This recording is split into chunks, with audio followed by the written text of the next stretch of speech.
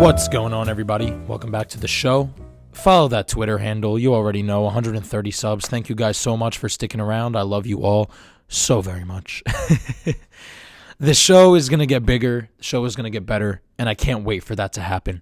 I'm starting to get a lot more comfortable next to the camera. This was my old setup.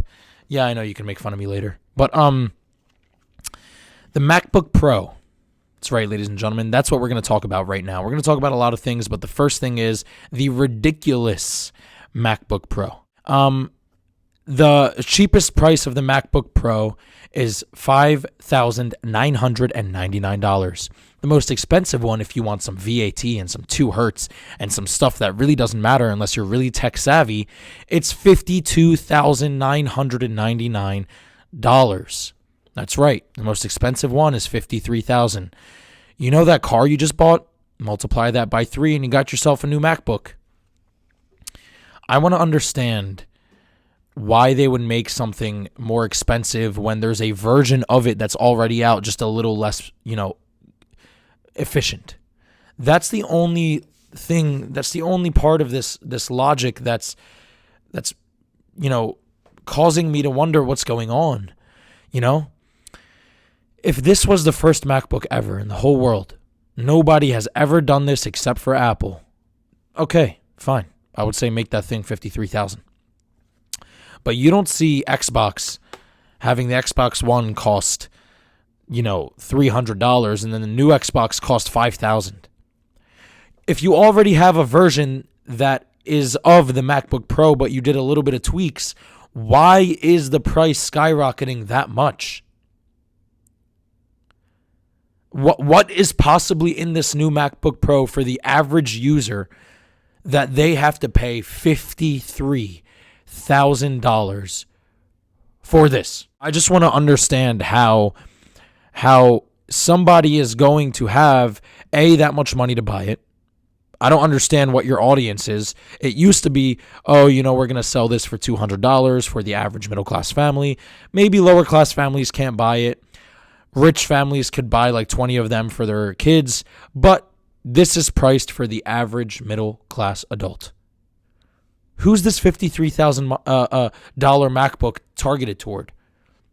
The only people that could buy it is the CEO of Apple.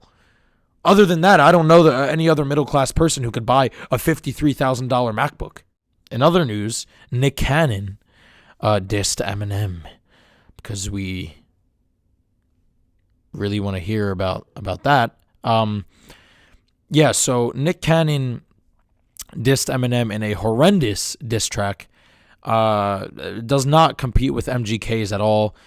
My opinion is, why does Nick Cannon and Eminem's beef matter in the current world? I don't know. Look, Eminem is the best of all time. And every time he releases a song, it is on top of the charts.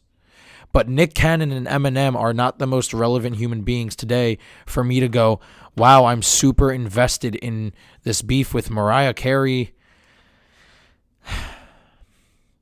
It's exhausting, especially because they already made diss tracks. I mean, these guys have been hating each other for like 30 years at this point.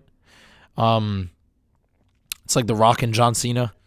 I don't really understand how to react to something that we all know about. I mean, what could have possibly happened in the last 30 years that you have to talk about?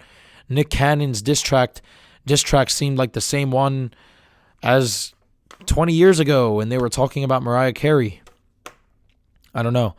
The diss track's horrible. Nick Cannon makes a lot of money. He's very famous.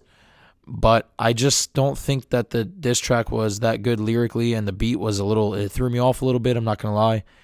But we should see Eminem's response. Eminem is very famous and, very lyrical. He studies a lot of words, and the guy is just very lyrically gifted. Seriously. Extremely. But anyway. Oh, God. I've been having back pains. Oh. By the way, I think I'm going to get a new seat for this. Thing. This show here. I'm sitting on this nice chair, this nice hardy chair. So let's talk about the Patriots scandal where they cheated. Apparently, they were caught filming 2 games against the Bears and the Bills, I think. Or no, the Bears and the Lions, I think. I don't know. Don't quote me on that. But they were caught cheating. Apparently, there's now like a cheating gate. And what do I have to say? Listen. I'm a Philadelphia Eagles fan, so please, everybody that follows me from Philly, can you just hear me out for a second? Patriots have obviously dominated the entire NFL for 20 years. Sure, they may have not gone to the Super Bowl every year. And sure, even though they've gone to the Super Bowl almost every year, they only won 6 times. However, Tom Brady, Julian Edelman, Robert Kraft, Bill Belichick, these 4 people, I think, are credited, in my opinion, to dominating the NFL for the last 20 years. When I was a young kid, I used to watch the Patriots in the Super Bowl. I was a child. I'm a 22-year-old man now, and I'm still watching Tom Brady in the Super Bowl. That speaks volume. Really does. The fact that Tom Brady is still playing today at this level, I want to say that even if this is true, which I personally don't think it is, I'm not going to lie, even if it is though, let's just say that the Deflate Gate was true and this cheating film gate was true. In my personal opinion, everybody may disagree.